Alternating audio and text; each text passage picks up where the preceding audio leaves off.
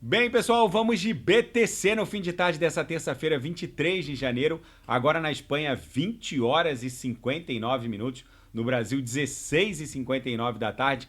Gente, aqui no gráfico de Renko, um gráfico atemporal, em que cada box desse aqui de US$ 1.000, ele é desenhado tão somente pela variação do preço, não tendo nenhum compromisso com o transcurso do tempo, ou seja, cada quadradinho desse aqui pode demorar um segundo para ser desenhado, ou uma sequência deles, ou 50 anos, basta que o preço varie ou não. Então é um gráfico que demonstra uma inércia movimentacional muito mais brutal.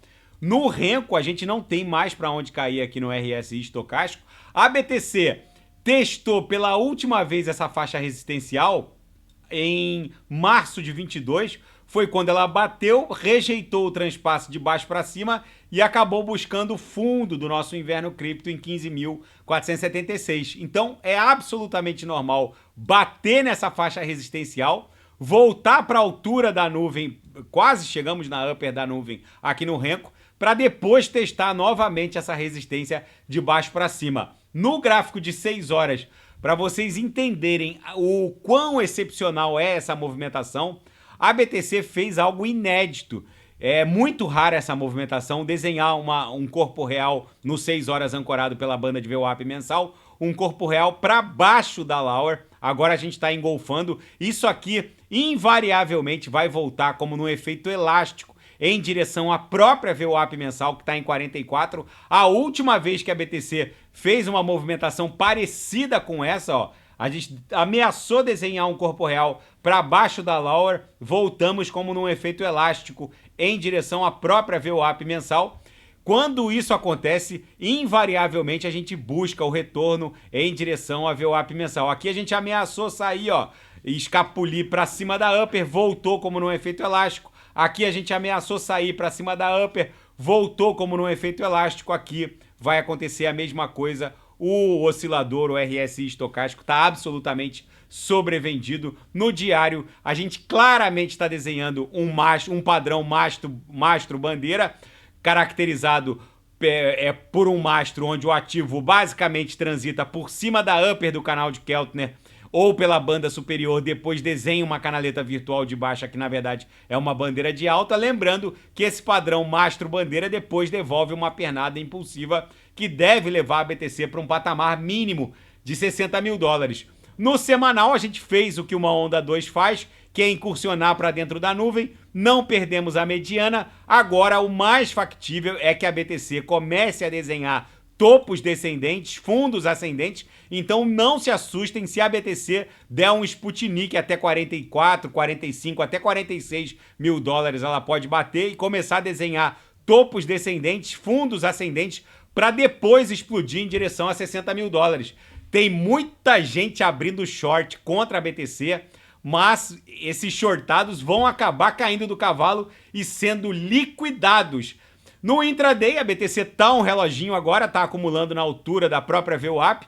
Na seara fática, um ETF de Ether, de ETH no mercado à vista pode sair antes do que o mercado eventualmente esteja esperando.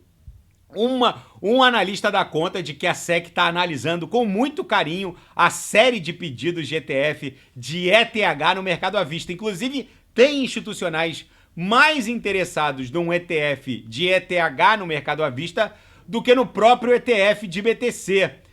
E segundo a Glassnode, uma empresa especializada em padrões gráficos e análises on-chain, a BTC estaria se preparando para uma explosão parabólica de preços se esse padrão se repetir no Bull Run de 2020-21, que levou a BTC para a última máxima de todos os tempos em 69 mil. A BTC desenhou um padrão mastro-bandeira, acumulou e depois explodiu em direção ao patamar de 69. Nesse Bull Run, que a gente ainda está no começo do seu desdobramento, a gente desenhou um padrão mastro-bandeira, a gente também está acumulando numa acumulação que parece ser um fractal da acumulação de 2021 para explodir em direção a um patamar mínimo de $120.000.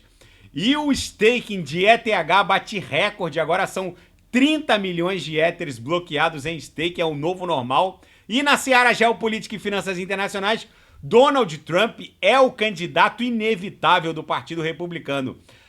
Uma nova pesquisa revela que ele ampliou a sua vantagem sobre Nikki Haley, a outra pré-candidata pelo Partido Republicano, que foi embaixadora dos Estados Unidos nas Nações Unidas, foi governadora da Carolina do Sul, e parece que ninguém tem vez diante de Donald Trump, que vai amealhando os votos no Partido Republicano e provavelmente deverá enfrentar o Joe Biden nessa corrida presidencial à Casa Branca. E o chefe da inteligência ucraniana diz que sequer é concebível uma vitória da Ucrânia se não houver uma mobilização massiva. O Zelensky agora está ponderando convocar de 400 a 500 mil novos soldados para substituir os mortos e feridos. E esse chefe da inteligência também reporta que sem o dinheiro ocidental e sem essa mobilização massiva, não há qualquer chance de vitória contra as forças russas. E a CIA publicou um vídeo na plataforma X conclamando e recrutando agentes duplos junto à Federação Russa. A Agência Central de Inteligência Norte-Americana divulgou um vídeo polêmico tentando persuadir funcionários da inteligência russa a mudar de lado e trabalharem como agentes duplos. A CIA acabou provocando a ira do Kremlin, que não gostou desse vídeo e disse que isso terá consequências, não só no fronte de batalha russo-ucraniano, porque aquilo é uma guerra por procuração contra os Estados Unidos, mas também no setor de inteligência. É muita ousadia da CIA querer convocar agentes duplos pela plataforma X. Gente, a BTC aqui no Diário claramente está desenhando um padrão mastro-bandeira. Não se assustem se a gente voltar a estressar a aresta superior da bandeira de alta, lá no patamar de 44, 45 mil dólares.